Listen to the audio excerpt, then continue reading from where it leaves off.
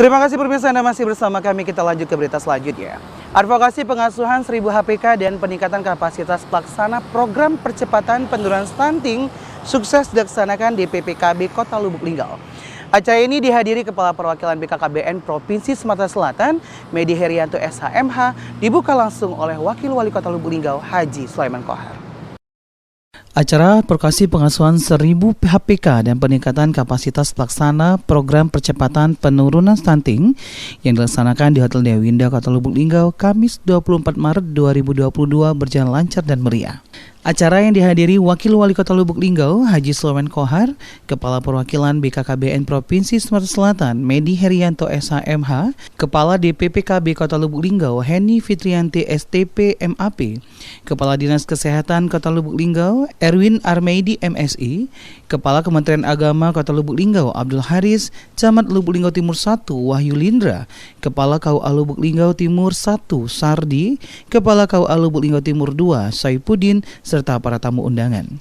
Susunan acara diawali dengan menyanyikan lagu Indonesia Raya serta Mars KB, dilanjutkan doa, laporan Kepala DPPKB Kota Lubuk Linggau, Heni Fitrianti, kata sambutan Kepala Perwakilan BKKBN Provinsi Sumatera Selatan, Medi Herianto SHMH, sambutan dari Wakil Wali Kota Lubuk Linggau, Haji Sulaiman Kohar, dan dalam kata sambutannya, Wakil Wali Kota juga langsung membuka acara kegiatan program percepatan penurunan stunting dan pemberian cenderamata dari pemerintah Kota Lubuk Linggau kepada Kepala Perwakilan BKKBN Provinsi Sumatera Selatan. Kepala DPPKB Kota Lubuk Linggau, Heni Fitrianti, dalam kata sambutannya mengatakan, tujuan diadakannya kegiatan ini yang pertama untuk memberikan pemahaman terhadap peserta tentang 100 HPK dalam upaya percepatan penurunan stunting, memberikan pemahaman mengenai tugas pokok dan fungsi tim pendamping keluarga. Dalam acara ini juga yang menjadi peserta dalam kegiatan ini terdiri dari PKB, PKK tingkat kota, kecamatan maupun kelurahan, bidan, kader PKK dan kader BKB. Kepala Perwakilan BKKBN Provinsi Sumatera Selatan, Medi Herianto SHMH mengatakan, hari ini merupakan kegiatan kunjungan kerja program penurunan stunting. Sosialisasi ini penting dilakukan karena 1000 hari pertama kehidupan itu merupakan titik-titik penting, titik-titik rawan untuk masa depan seorang anak. Masa depan anak dipertaruhkan dari 1000 hari pertama kehidupan. Jadi mulai sejak saat ibu dinyatakan hamil sampai anak tersebut berumur 23 bulan. Jadi selama dalam kandungan, selama ibu hamil, kita harapkan ibu yang bersangkutan dalam keadaan sehat dan gizi yang cukup. Sehingga hal-hal yang menjadi penyebab si ibu melahirkan anak berisiko stunting itu bisa hilang. Sehingga anak yang dilahirkan normal tidak termasuk ke kategori anak stunting. Jadi hari ini merupakan kunjungan kerja saya pertama kali ke Kota Lubuk Linggau. Alhamdulillah hari ini diterima oleh Bapak Wakil Wali Kota dan sudah banyak hal-hal yang kita sampaikan, kita diskusikan dengan Pak Wakil Wali Kota. Alhamdulillah hari ini juga sudah tercapai komitmen, terutama terkait dengan pelaksanaan program Bangga Kencana dan percepatan penurunan stunting. Itu yang kita lakukan pertama hari ini. Nah kemudian pada hari yang sama, tadi pagi sudah kita buka dua kegiatan. Yang pertama sosialisasi tentang 1000 hari pertama kehidupan. Ini dalam rangka percepatan penurunan stunting. Jadi yang kita ikut sertakan itu adalah lintas sektor. Jadi di situ ada PKK-nya, dari PKK kota sampai PKK kelurahan. Kemudian di situ ada Ikatan Bidan Indonesia, ada Ikatan Dokter Indonesia, ada unsur-unsur lain yang kita libatkan, terutama yang terkait dengan program percepatan penurunan stunting. Dalam kegiatan sosialisasi itu kita mengundang beberapa narasumber. Ada dari BKKBN Provinsi, ada dari Dinas Kesehatan Kota Lubuk Linggau, ada dari Ikatan Dokter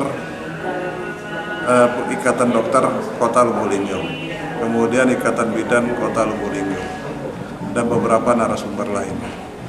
Ini dalam rangka untuk menyamakan pemahaman, karena mereka-mereka itulah nanti yang akan bergerak di lapangan dalam rangka untuk mensosialisasikan tentang 1000 hari pertama kehidupan. Kenapa ini penting kita lakukan? Karena 1000 hari pertama kehidupan itu merupakan titik-titik penting, titik-titik rawan untuk masa depan seorang anak. Jadi masa depan seorang anak itu dipertaruhkan selama 1000 hari pertama kehidupan itu. Jadi mulai sejak saat dinyatakan hamil, seorang ibu dinyatakan hamil, sampai ke anak itu nanti berumur 23 bulan. Jadi selama dalam kandungan, selama seorang ibu hamil, nah ini kita harapkan ibu yang bersangkutan itu dalam keadaan sehat walafiat, gizinya tercukup, pemeriksaan kesehatannya dilakukan secara tertib. Nah sehingga hal-hal yang menjadi penyebab si ibu akan melahirkan anak beresiko stunting itu bisa kita hilangkan, bisa kita minimalkan. Sehingga pada saat si ibu melahirkan nanti, anak yang dilahirkan dalam keadaan normal, tidak termasuk kategori anak beresiko stunting. Nah kemudian setelah anak itu lahir, nah ini yang harus kita pastikan, bahwa si ibu sampai umur dari 0 sampai 6 bulan itu memberikan ASI eksklusif kepada anaknya. Tidak diberikan susu formula, tidak diberikan makanan lainnya. Itu selama 6 bulan pertama. Kenapa? Karena sesuaikan dengan kemampuan pencernaan dari anak. Kenapa tidak lebih baik dikasih susu formula? Kenapa harus dikasih ASI eksklusif? Itu jelas perbedaannya sangat mencolok sekali. Kalau susu formula itu adalah susu sapi. Sapi itu hanya makan daun-daunan. Dia tidak makan nasi. Dia tidak makan ikan. Dia tidak makan telur. Dia tidak juga makan daging. Sapi tidak minum susu. Sapi hanya memproduksi susu.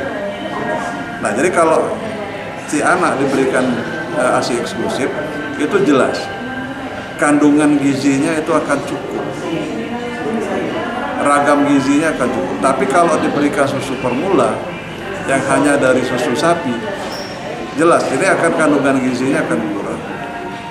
Karena gizi yang bersifat dari hewani itu tidak ada. Dia hanya dari tumbuh-tumbuhan saja, dari daun-daun saja. Makanya harus diberikan ASI eksklusif. Kemudian setelah 6 bulan sampai umur 23 bulan, anak harus diberikan makanan pendamping ASI. Jadi sampai anak umur 2 tahun itu si anak tetap diberikan ASI, tapi didampingi dengan makanan tambahan. Nah, makanan tambahan ini harus menjadi perhatian dari orang tua, dari si ibu yang punya anak balita, supaya anaknya bisa diberikan makanan dengan kandungan gizi yang beragam. Karena kalau tidak diberikan kandungan gizi beragam, anak akan menjadi anak yang kurang gizi. Sehingga anak itu nanti pada saat lahir dia normal, tidak menutup kemungkinan anak itu akan menjadi anak stunting. Karena pertumbuhan dan perkembangannya akan terhambat. Apalagi dari sisi pola asuh juga dilakukan secara tidak benar. Jadi baik dari segi pertumbuhan fisik, kemudian perkembangan si anak itu menjadi anak yang tidak normal, sehingga bisa jadi anak itu akan menjadi anak stunting.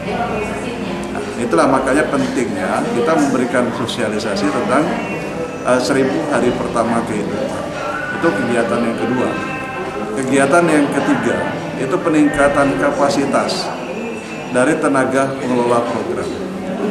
Barusan saya memberikan pembekalan kepada para tenaga pengelola program. Jadi mulai dari tenaga-tenaga kita yang ada di lapangan, di situ ada penyuluh KB, ada PLKB, ada kader-kader kelompok kegiatan.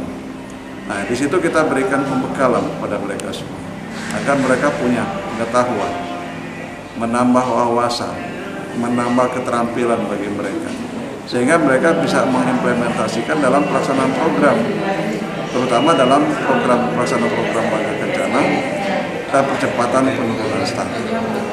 Jadi mudah-mudahan dengan tagline Probolinggo bisa, kemudian komitmen dari semua pihak, semua sektor yang ada di Kota Probolinggo, di bawah komandonya Wakil Bupati, Wakil Wali Kota sebagai Ketua Tim Percepatan Penurunan Stunting Kota Lubulingga. Kota Lubulingga bisa melakukan percepatan penurunan stunting sehingga kondisi stunting di Kota Lubulingga berada di bawah target nasional 14% tahun 2024. Yolanda Monika Putri, Silampari TV.